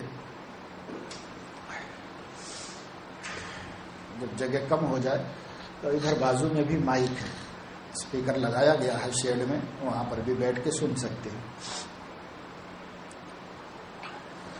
ایک طاق رات تو ہماری گزر گئی ہے جس میں شب قدر کا امکان ہو سکتا تھا، اور ہو سکتا ہے کہ اس میں گزر گئی ہو، ہمیں پتہ تو نہیں ہے، اللہ ہی بہتر جانتا ہے۔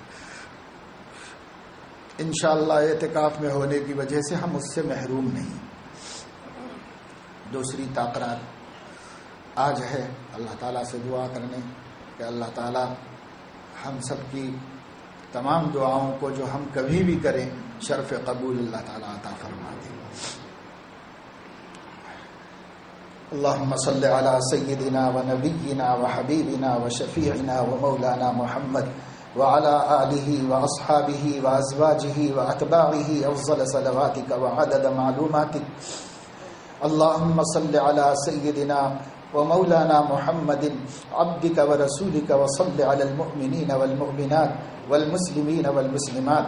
اللهم صل على سيدنا ومولانا محمد وعلى آل سيدنا ومولانا محمد بعدد من صلى عليه وبعدد من لم يصل عليه۔ اللهم صل على سيدنا مولانا محمد وعلى آله وأهل بيته وأزواجه وأصحابه وأتباعه أفضل صلواتك وعدد معلوماتك برحمتك يا أرحم الراحمين۔ ربنا آتنا في الدنيا حسنة وفي الآخرة حسنة وقنا عذاب النار۔ ربنا آتنا من لدنك رحمة وهيئ لنا من أمرنا رشدا۔ ربنا وآتنا ما وعدتنا على رسلك ولا تخزنا يوم القيامة إنك لا تخلف الميعاد، ولا تخزنا يوم القيامة إنك لا تخلف الميعاد، ولا تخزنا يوم القيامة إنك لا تخلف الميعاد۔ ربنا لا تزغ قلوبنا بعد إذ هديتنا وهب لنا من لدنك رحمة إنك أنت الوهاب۔ ربنا وآتنا ما وعدتنا على رسلك ولا تخزنا يوم القيامة۔ ربنا اغفر لنا ذنوبنا وإسرافنا في أمرنا وثبت أقدامنا وانصرنا على القوم الكافرين۔ ربنا ولا تحمل علينا إصرا كما حملته على الذين من قبلنا ربنا ولا تحملنا ما لا طاقة لنا به واعف عنا واغفر لنا وارحمنا أنت مولانا فانصرنا على القوم الكافرين ربنا اصرف عنا عذاب جهنم إن عذابها كان غراما إنها ساءت مستقرا ومقاما ربنا هب لنا من أزواجنا وذرياتنا قرة أعين وجعلنا للمتقين إماما لا إله إلا أنت سبحانك إني كنت من الظالمين توفني مسلما وألحقني بالصالحين فاطر السماوات والأرض أنت وليي في الدنيا والآخرة توفني مسلما وألحقني بالصالحين رب إني مغلوب فانتصر رب إني لما أنزلت إلي من خير فقير رب أني مسني الضر وأنت أرحم الراحمين رب أعوذ بك من همزات الشياطين وأعوذ بك رب أن يحضرون ربنا اغفر لنا ولإخواننا الذين سبقونا بالإيمان ربنا اغفر لنا ولإخواننا الذين سبقونا بالإيمان ربنا اغفر لنا ولإخواننا الذين سبقونا بالإيمان ولا تجعل في قلوبنا غلا للذين آمنوا ربنا إنك رؤوف رحيم ربنا عليك توكلنا وإليك أنبنا وإليك المصير ربنا لا تجعلنا فتنة للذين كفروا واغفر لنا ربنا إنك أنت العزيز الحكيم رب اجعلني مقيم الصلاة ومن ذريتي ربنا وتقبل دعاء ربنا اغفر لي ولوالدي وللمؤمنين يوم يقوم الحساب ربنا ليقيموا الصلاة فاجعل أفئدة من الناس تهوي إليهم وارزقهم من الثمرات لعلهم يشكرون ربنا إنك تعلم ما نخفي وما نعلن ربنا إنك تعلم ما نخفي وما نعلن وما يخفى على الله من شيء في الأرض ولا في السماء ربنا تقبل منا إنك أنت السميع العليم وتب علينا إنك أنت التواب الرحيم اللهم حبب إلينا الإيمان وزينه في قلوبنا وكره إلينا الكفر والفسوق والعصيان اللهم اجعلنا من الراشدين اللهم اجعلنا من التوابين اللهم اجعلنا من المتطهرين واجعلنا من عبادك الصالحين واجعلنا من الذين لا خوف عليهم ولا هم يحزنون ولا تجعلنا فتنة للقوم الظالمين رب اغفر وارحم وأنت خير الراحمين رب ارحمهما كما ربياني صغيرا يا علي يا عظيم يا حليم يا عليم أنت ربنا فنعم الرب ربنا ونعم الحسب حسبنا تنصر من تشاء وأنت العزيز الرحيم فانصرنا فإنك خير الناصرين وارحمنا فإنك خير الراحمين وارزقنا فإنك خير الرازقين واغفر لنا فإنك خير الغافرين واهدنا ونجنا برحمتك من القوم الكافرين اللهم اهدنا فيمن هديت اللهم اهدنا فيمن هديت اللهم اهدنا فيمن هديت وعافنا فيمن عافيت وتولنا فيمن توليت وبارك لنا فيما أعطيت وقنا واصرف عنا شر ما قضيت فإنك تقضي ولا يقضى عليك فإنه لا يذل من واليت ولا يعز من عاديت تباركت ربنا وتعاليت نستغفرك اللهم ونتوب إليك وصلى الله على النبي الكريم اللهم اغفر لنا وللمؤمنين والمؤمنات وألف بين قلوبنا وأصلح ذات بيننا وانصرنا على أعدائنا اللهم لعن الكفرة الذين يصدون عن سبيلك ويكذبون رسلك ويقاتلون أولياءك اللهم خالف بين كلمتهم وزلزل أقدامهم وأنزل بهم بأسك الذي لا ترده عن القوم المجرمين اللهم أيد الإسلام وأنصاره وأذل الشرك وأشراره اللهم أيد الإسلام والمسلمين، اللهم أيد الإسلام والمسلمين أينما كانوا حيث كانوا. اللهم شتت شمل أعداء المسلمين، اللهم دمر ديارهم وخرب بيوتهم ومزق جمعهم وخالف بين كلمتهم يا إله العالمين. اللهم إنا نستعينك ونستهديك ونستغفرك ونؤمن بك ونتوكل عليك ونثني عليك الخير كله ونشكرك ولا نكفرك ونخلع ونترك من يفجرك. اللهم إياك نعبد ولك نصلي ونسجد وإليك نسعى ونحفد ونرجو رحمتك ونخشى عذابك إن عذابك الجد بالكفار ملحق. وصلى الله على النبي الكريم. اللهم اغفر لنا وللمسلمين والمسلمات والمؤمنين والمؤمنات الأحياء منهم والأموات إنك سميع قريب مجيب الدعوات برحمتك يا أرحم الراحمين. اللهم إنا نسألك إيمانا صادقا ويقينا كاملا حتى نعلم أننا لا يصيبنا إلا ما كتبت لنا ورضا من المعيشة ما قسمت لنا برحمتك يا أرحم الراحمين. اللهم إنا نسألك إيمانا لا يرتد ونعيما لا ينفد ومرافقة نبينا محمد صلى الله عليه وسلم في أعلى درجة الجنة جنة الخلد برحمتك يا أرحم الراحمين. اللهم إنا نسألك رضاك وجنتك ونعوذ بك من سخطك والنار. اللهم إنك عفو كريم تحب العفو فاعف عنا يا كريم. اللهم إنك عفو كريم تحب العفو فاعف عنا يا كريم. اللهم إنك عفو كريم تحب العفو فاعف عنا يا كريم. اللهم إنا نسألك الصحة والعفة والأمانة وحسن الخلق والرضا بالقدر. اللهم إنا نسألك الهدى والتقى والعفاف والغنى. رب أعن ولا تعن علي وانصرني ولا تنصر علي وامكر لي ولا تمكر علي واهدني الهدى ويسر الهدى لي وانصرني على من بغى علي. رب اجعلني لك ذكارا لك شكارا لك رهابا لك مطواعا لك مخبتا إليك أواها منيبا.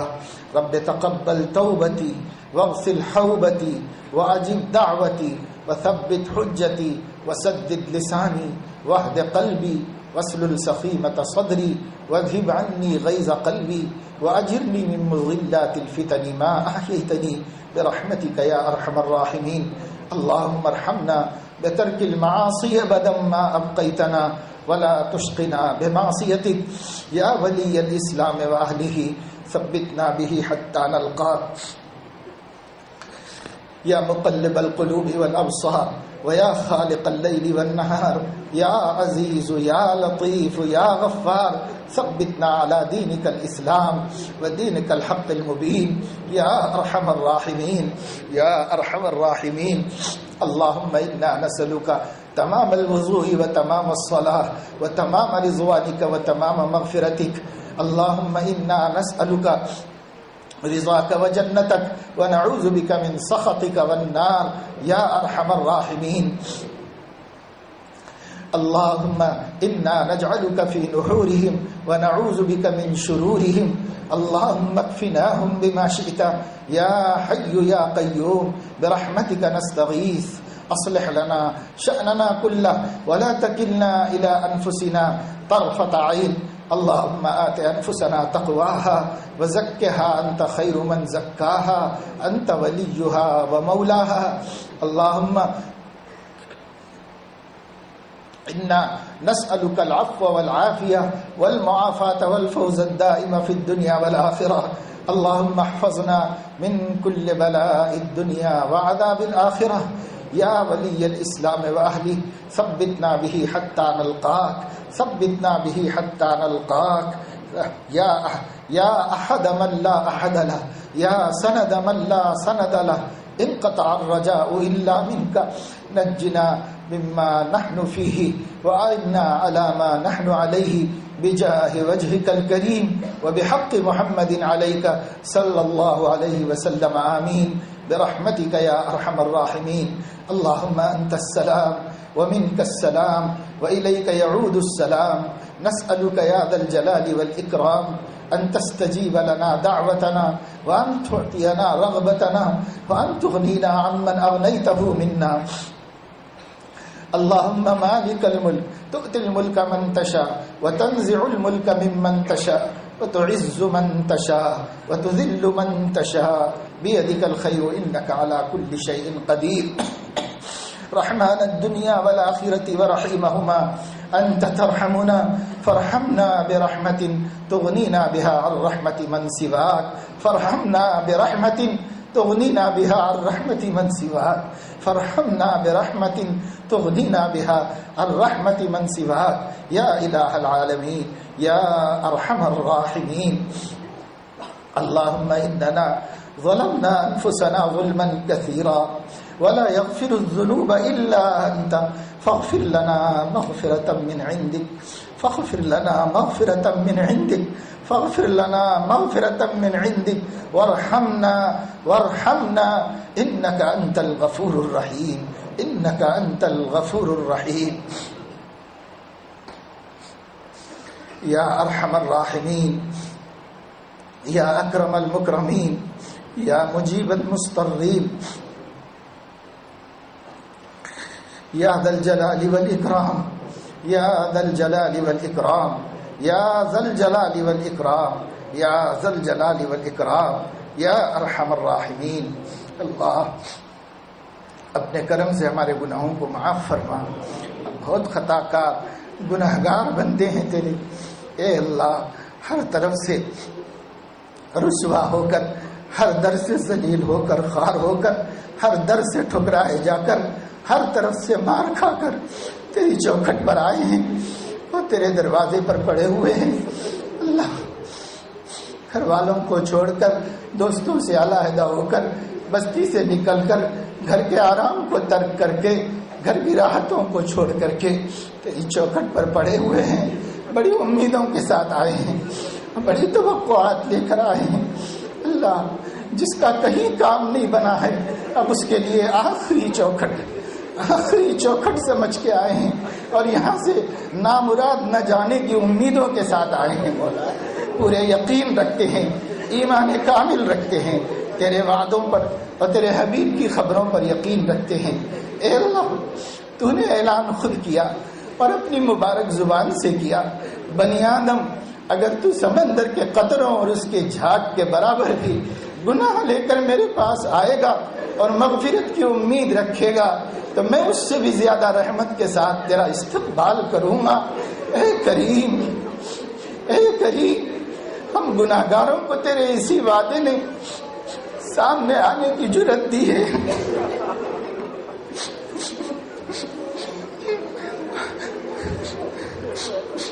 ہمارا منہ نہیں کہ ہم تیرے سامنے آئے. تو نے بلایا ہے، ہم حاضر ہیں تیرے سامنے اور ہم کانپتے ہوئے، ڈرتے ہوئے، بھگوڑے غلاموں کی طرح تیری بارگاہ میں حاضر ہیں. پکڑ کے لائے نہیں گئے. اللہ خود حاضر ہوئے ہیں. تیری توفیق نے ہمیں کھینچا ہے. تو نے جیسے ہمیں اپنی چوکھٹ پہ بلایا ہے اور اپنے گھر میں مہمان بنایا ہے. اے مولا دنیا کا کوئی کریم اپنے مہمان کو ذلیل کر کے نہیں نکلتا. تو کریموں کا کریم ہے.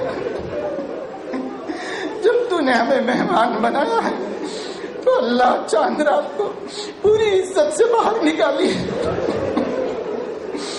ہماری مرادیں پوری کر کے، ہماری ضرورتوں کو پورا کر کے، ہماری گناہوں کو معاف فرما کر، ہماری گندگیوں کو دھو کر، ہمارے دلوں کے ضم کو صاف کر کے، ہماری ریاکاریوں کو، ہمارے حقد کو، حسد کو، ہمارے تکبر کو، ہماری عداوتوں کو، بغض کو، ہمارے دلوں میں بھرے ہوئے غلاظتوں کو نکال کر، پاک صاف کر کے تقوی پیدا کر کے، اخلاص پیدا کر کے، انسانیت کی محبت پیدا کر کے، اخوت اور ہمدردی پیدا کر کے، بھائی چارگی پیدا کر کے، رشتہ داروں کا تقدس پیدا کر کے، پڑوسیوں کا احترام پیدا کر کے، اللہ اپنی پسندیدہ صفات سے آراستہ کر کے اپنے میزبانوں کو اپنے مہمانوں کو رخصت فرمائیے۔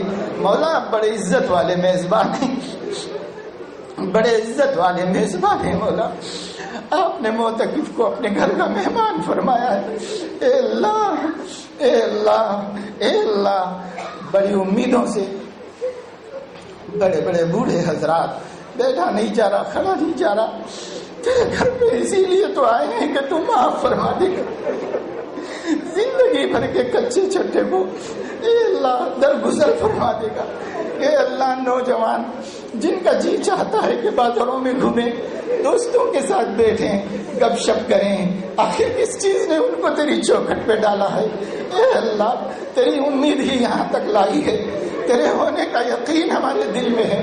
اللہ ہمارا ایک مولا ہے، ہم نے دیکھا نہیں ہے لیکن ہمارا دل کہتا ہے ہمارا ایک مولا ہے، بہت مہربان مولا ہے، بہت کریم مولا ہے، بڑی غیرت والا مولا ہے، بڑا معاف کرنے والا مولا ہے۔ مولا تیرے بارے میں یہی یقین ہم کو یہاں تک لایا ہے، ورنہ اس دہریت کے دور میں کون تیری چوکھٹ پہ آتا۔ اے اللہ معاف کر دیجئے گا مولا، ہمیں معاف فرما دیجئے مولا، ہمیں معاف فرما دیجئے مولا۔ مولا ہمیں تو معاف، اے اللہ ہمیں تو معافی مانگنا بھی نہیں آتا، مگر جیسے بھی ہیں آئے ہیں معاف کر دیجئے اللہ، معاف فرما دیجئے، ہر چھوٹے بڑے گناہ کو معاف کر دیجئے۔ اے اللہ آنکھوں کو پاک کر دیجئے، کانوں کو ہمارے پاک کر دیجئے، ہماری زبان کو پاک کر دیجئے، اللہ ہمارے دل دھیان کو بھی پاک کر دیجئے، اللہ ہماری روح کو پاک کر دیجئے، ہمارے جسم کو پاک کر دیجئے۔ اللہ آپ نے ایمان دیا ہے، ہم اس کا شکر نہیں ادا کر سکتے۔ اے اللہ شکر نہیں ادا ہو سکنے کا اقرار کرتے ہیں، اللہ ہم تیرا شکر نہیں ادا کر سکتے۔ کتنی بڑی دولت تو نے ہمیں ایمان کی دی ہے، اللہ اس ایمان کی قدردانی کی بھی توفیق نصیب فرما، اپنی ذات سے حیا کرتے ہوئے جینا نصیب فرما، ہر گناہ کے وقت اپنے دیکھنے کا یقین عطا فرما، ہر نیکی کی ہمت نصیب فرما۔ اے اللہ ہم نے جس کا حق مارا ہے اپنی زندگی ہی میں اسے ادا کر دینے کی توفیق نصیب فرما، اور غیب سے ایسے اسباب دے دیجئے کہ ہم سب کے حقوق سے اپنے مرنے سے پہلے فارغ ہو جائیں اور کسی کا کوئی ذمہ ہمارے سر پر نہ ہو۔ اے اللہ جب تیرے پاس آنے کا وقت ہو وہ ہماری عمر کا سب سے بہترین وقت ہو، اور ہماری زندگی کا سب سے بہترین عمل ہو، اور ہماری زندگی کی سب سے بہترین گھڑی ہو۔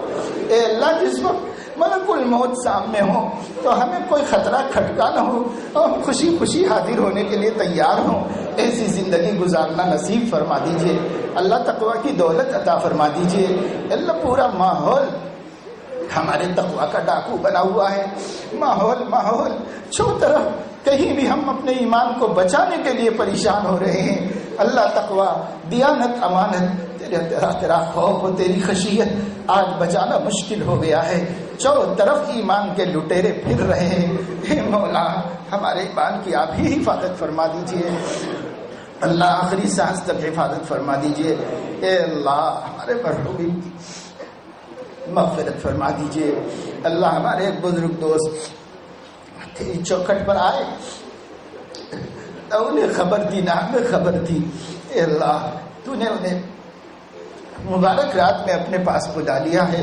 اے اللہ مغفرت فرما دے، درجات کو بلند فرما دے، اور جتنے مسلمانوں کو آپ نے رمضان المبارک میں اپنے پاس بلا لیا ہے اپنے وعدے کے مطابق سب کی بے حساب مغفرت فرما دے، سب کے درجات کو بلند فرما دے۔ اے مولا کریم ہماری صحت میں، سلامتی میں، عمر میں برکت نصیب فرما، ہم سب کو اپنے نیک کاموں کی توفیق عطا فرما۔ اے اللہ خیر اور بھلائی کے ساتھ ہماری عمر میں برکت نصیب فرما۔ اے اللہ اگر تو کسی کو دنیا کو فتنوں میں مبتلا کرنے کا ارادہ کر رہا ہے تو ہمیں مبتلا کرنے سے پہلے دنیا سے اٹھا لے۔ اے مولا فتنوں میں لوگوں کو مبتلا کرنے سے پہلے ہمیں اٹھا لے۔ اے مولا کریم ہمارے ایمان کا کوئی محافظ نہیں ہے، آپ بھی اس نعمت کی حفاظت فرما لیجئے۔ اللہ ہمارا خاتمہ ایمان پر ہو جائے، اس کو یقینی بنا دیجئے۔ اے اللہ ہم اپنا ایمان آپ کے پاس امانت رکھاتے ہیں، آپ ہمارے ایمان کی حفاظت فرمائیے۔ اے اللہ ہماری دنیا کی پریشانیوں کو بھی دور فرما دیجئے۔ اے اللہ تیرے بندے جہاں جس جگہ سے سارے عالم میں تیرے سامنے ہاتھ پھیلائے ہوئے سب کی دعائیں قبول فرما لے۔ اے اللہ جو ہم آگے مانگیں گے وہ بھی قبول فرما لے۔ اے اللہ اس رات کو ہمارے حق میں خیر و برکت بنا دے۔ اے اللہ اس رات کو خیر من الف شہر بنا دے۔ اے اللہ اس کو ہماری آخرت میں نجات کا سبب بنا دے، ہماری مغفرت کا ذریعہ بنا دے۔ اے مولا کریم ہم نے جو مانگا ہے وہ عطا فرما دے، اب جو نہیں مانگ سکے اپنے کرم سے وہ بھی نصیب فرما دے۔ اے اللہ ہمارے پیارے آقا سیدنا و حبیبنا حضرت محمد صلی اللہ علیہ وسلم پر ہماری طرف سے بے انتہا رحم و کرم کی بارش فرما، ان پر اور ان کے اصحاب پر، ان پر اور ان کی اولاد پر، ان پر اور ان کے ازواج پر، ان پر اور ان کے اصحاب اور ان کے متبعین پر۔ اے اللہ خصوصاً صحابہ کرام پر اور خصوصاً خلفائے راشدین پر اور خصوصاً شیخین کرام پر جو زندگی اور موت دونوں حالت میں اپنے نبی کے رفیق جان بنے ہوئے ہیں، اے اللہ ہماری طرف سے بہترین جزا عطا فرما اور ان سب کو کامیابیاں اور بلندیاں نصیب فرما۔ اے مولا ہمارے اساتذہ کی، ہمارے مشائخ کی، ہمارے بزرگوں کی، ہمارے محسنوں کی، محدثین کی، فقہاء کی، مفسرین کی، دین کی خدمت گزاروں کی، صوفیاء و مشائخ کی، سب کی مغفرت فرما دے، سب کے درجے بلند فرما دے۔ اے اللہ جو لوگ دین کی کام کر رہے ہیں، انفرادی طور پر کر رہے ہوں، اجتماعی طور پر کر رہے ہوں، اخلاص کی دولت نصیب فرما، سنت کے مطابق کام کرنے کی توفیق عطا فرما، پھر ان کاموں کو شرف قبول نصیب فرما۔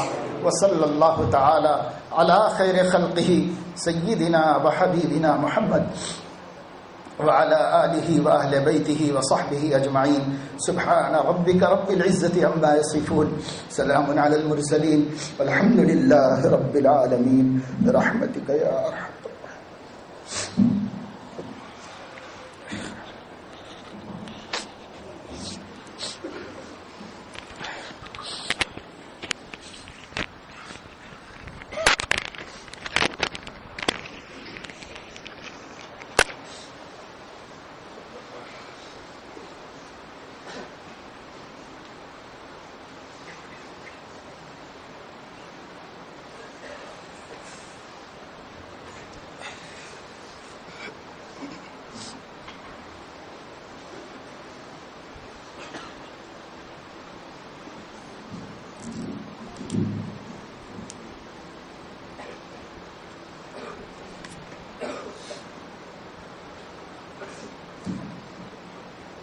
حضرت کی طرف سے یہ اعلان کیا جا رہا ہے کہ انفرادی طور پر جس سے جس قدر ہو سکے عبادت میں مصروف رہے، اس خیال سے اور اس نیت کے ساتھ کہ ہو سکتا ہے یہی صدقہ ہے۔